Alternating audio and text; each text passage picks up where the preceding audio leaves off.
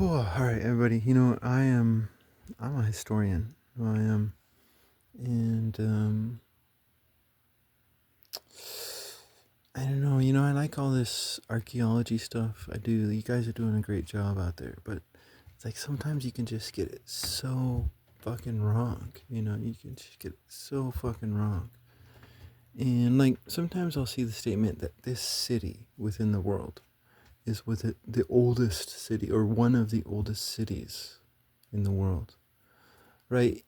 At another point in time, you'll see a city, right, that has been destroyed and rebuilt many times, right? Because it has position or tradition. And for these oldest surviving cities in the world, they haven't necessarily had those destruction layers that the rest have. But I mean, it's bullshit. It's bullshit. It's total bullshit because,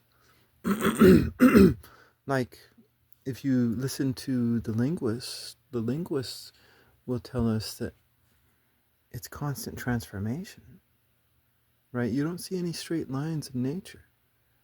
It's just constant transformation. And if a city, has survived and survived and survived, that's bullshit. Because all the people in there, they're going to have different genetics. They're going to have different ways. They're going to have different customs. They're going to have different religions. It's okay, this spot may have existed for a long time, but this spot has gone through constant transformation.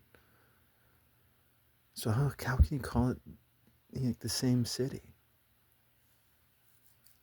It's like, no,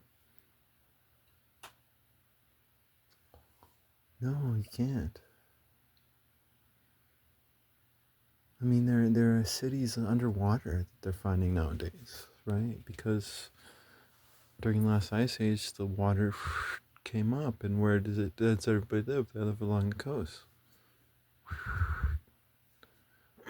And when the sophisticated coastal folk got flooded, who took charge? It was the hill folk, right? Who took charge? And the hill folk they were on the back foot, right? But nature put them in charge. um,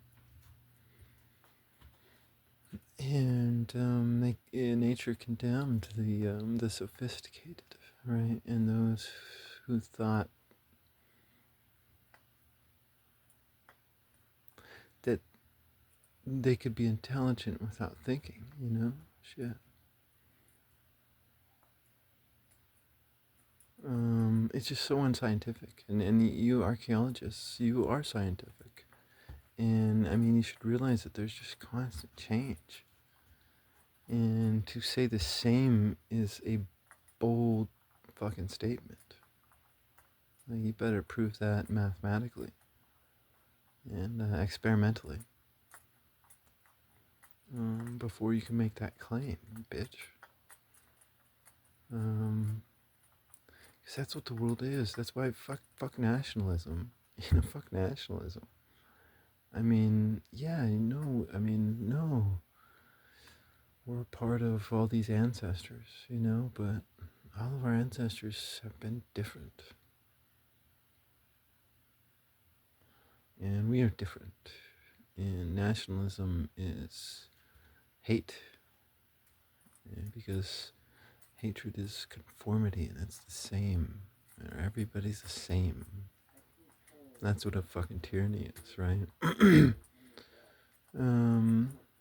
Everybody looks the same. Like I was thinking of this funny skit in my head the other day, and it was of two armies charging each other, and they were like, it was like a Braveheart type thing, but instead of the barbarian Scots charging the dressed up Englishmen, you have barbarians charging barbarians, and they're fighting and fighting and fighting.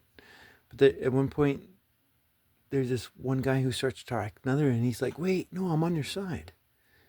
And and and so they both stop, and then others around them start to stop, and everybody starts to stop. So everybody's not fighting anymore, and because nobody knows who's who, right? Because they're not wearing uniforms. And since they're not wearing uniforms, the battle gets to a point where, like, wait, who the fuck is who?